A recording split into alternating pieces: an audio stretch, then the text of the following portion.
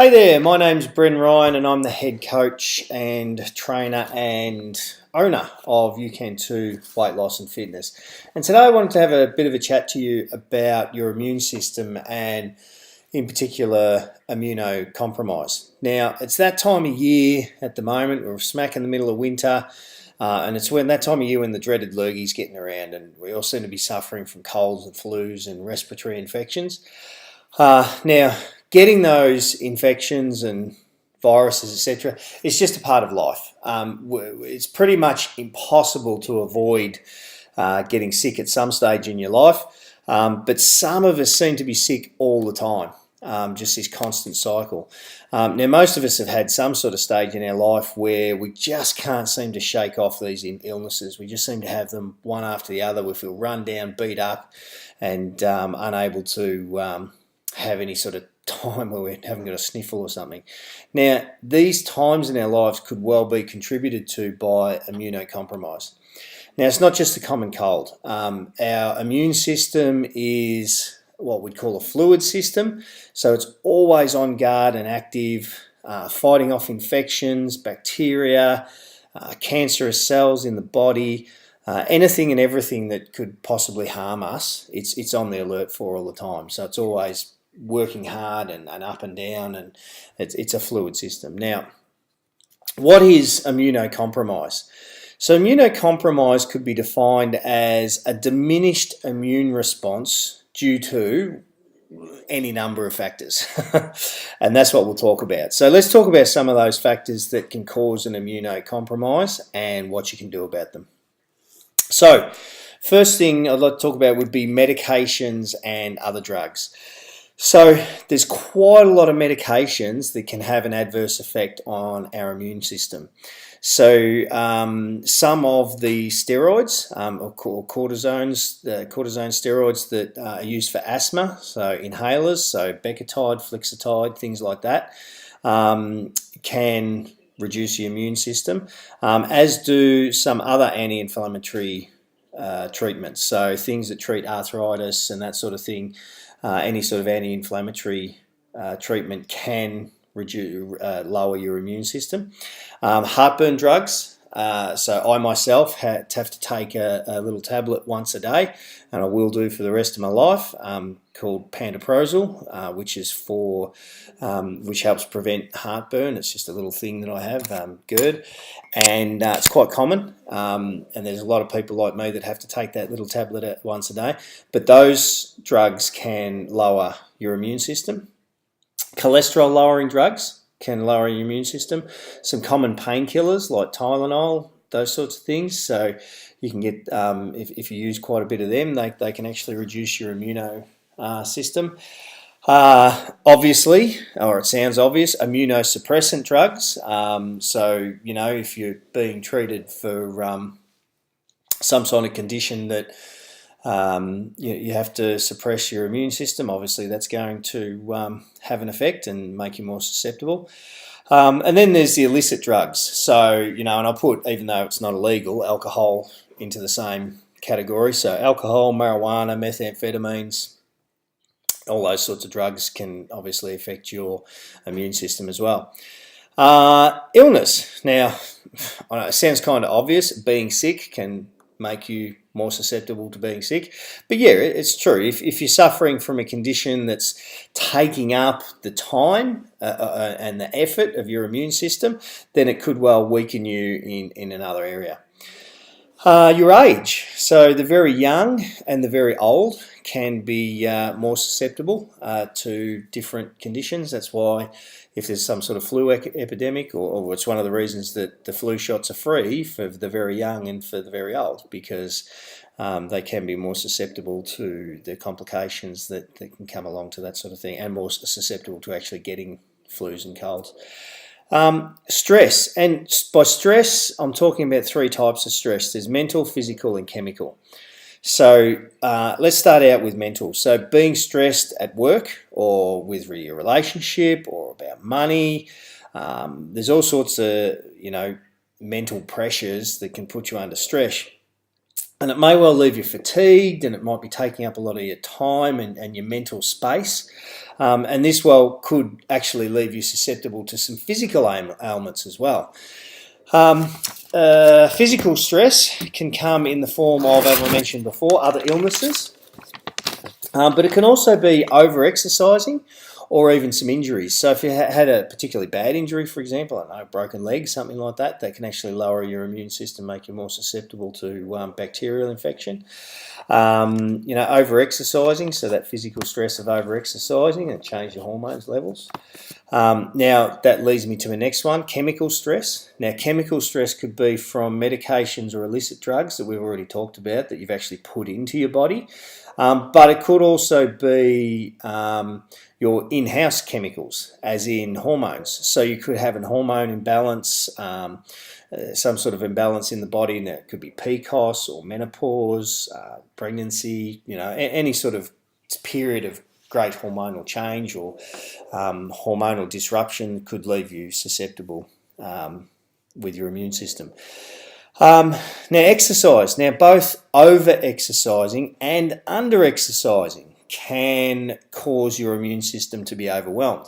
So it's a bit like you've got to find that Goldilocks zone. If you don't exercise enough or you exercise too much, you could have a problem. So it's both elite athletes and those who never exercise tend to have a higher incidence of succumbing to illnesses and infections. So more so than those who have the right balance of exercise.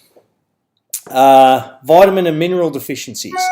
Now, I'm just going to list off a whole heap of names here, but there's deficiencies. If you have a deficiency in vitamins like vitamin A, B6, B12, thiamine, C, D, E, copper, iron, magnesium, selenium, zinc, any deficiency in any of those vitamins and minerals can actually cause a compromised immune system. Now, the lucky thing is, if you're eating a nutritious diet that's got plenty of fruit and vegetables in it, you are pretty much guaranteed that you're covering your vitamin and mineral requirements. Okay. Now, that's not to say that you shouldn't use vitamin or mineral supplement, and those supplements can take up the slack there. But we'd always recommend a nutritious diet and plenty of fruit and veg before you take a supplement, okay? Unless you've actually been had a blood test and you know that you've got a specific deficiency, generally speaking, lots of fruit and veg is going to cover most of your vitamin and mineral requirements. Low body fat. Now, having a single-digit body fat percentage, whilst that might be on the outside an attractive goal, it can lead to some immune system problems if, and there's a big if, proper nutrition plan's not followed. So this could be evident in like elite athletes who suffer more infections or illnesses, especially leading up to milestone events. So they just got to a point where their body fat percentage is really, really low, or they've had a target, and with all their training, etc., if they're not getting the right sort of nutrition, that can lead to some problems. And also, of course, people who have things like eating disorders, they may well get to a low body fat percentage, but they've done it in such a way that it's not a healthy way to do it. So they've just done it by dieting without doing the exercise and without having nutrition, like very low calories, without the proper nutrition, and they've ended up compromising their immune system. So what can you do about your immune system and increasing, and reducing your chance of immunocompromise? What can you do to give yourself the best chance?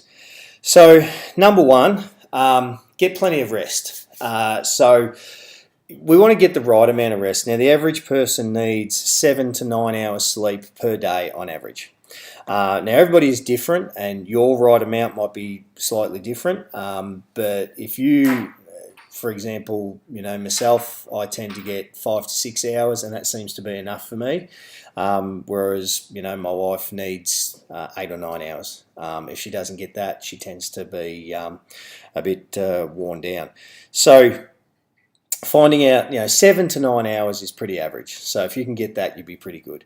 Rest from your workouts is important. So over-exercising, as I mentioned before, can be detrimental to your immune system. So you've got to allow for appropriate periods of rest or periodization in your workout. Because if you don't, that can lead to problems in your immune system. So this is where a qualified trainer can help you. You might think that you've done a few boot camps and you know how to do a plank, so therefore you don't need help of a trainer. But it's not just about knowing how to do a plank properly, it's also about your periodization and getting the appropriate rest, etc. So making sure you're having rest days with your workouts.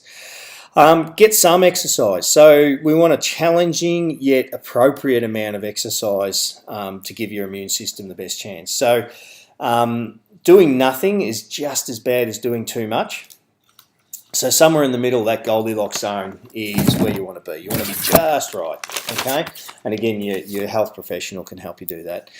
Over-exercising can lead to high levels of the stress hormone cortisol, which of course leads us to stress, that chemical stress. So reducing stress, that was a nice little segue. Reducing stress. Stress, we've got to actively deal with stress. So we need to take measures to reduce or deal with stress that's going to improve your body's immuno response. So that could be yoga or meditation or walking or taking up a martial art, taking up a competitive sport. Anything you do that's a pleasurable activity is going to reduce stress. Now, like anything worthwhile, it's not just going to happen. You've got to have a bit of a plan of action to help you deal with that. Okay. Eating right. So a nutritious diet is essential to give your immune system the best chance. You can't over or under eat. Either way is going to affect you. And just like with exercise, you've got to find that Goldilocks zone, that just right zone. Making sure you get plenty of fruit and veggie is going to make sure you've got the right amounts of vitamins and minerals, which is going to help your immune system. And as I said before, supplementing those vitamins and minerals is perfectly okay, but we should always strive to meet our needs through good food. Stay hydrated. So water is required for every metabolic process in the body. And as always, we can't stress drinking enough water every day. If you're aiming for roughly 1 litre per 30 kilos of body weight, then you should be getting plenty of water. Okay, so for the average person, that's anywhere from 2 to 3 litres a day. Having a bit of a laugh with your mates. So having an active social life, spending time with people you care about, having a laugh, all these things have all been proven scientifically to reduce stress and therefore boost the immune system. If you combine those laughs with some mates and a bit of exercise, then you probably got the perfect stress-busting, immune system boosting formula. Okay, guys, well, that's all I wanted to tell you about your immune system and how to optimize that. If you need any help with that, you want to find out how you can have some fun and get some exercise and learn a little bit about nutrition, boy, do we have the right place for you. Come and give us a call and we can have a talk about how we might be able to help you at UCAN2 Weight Loss and Fitness. Cheers, guys.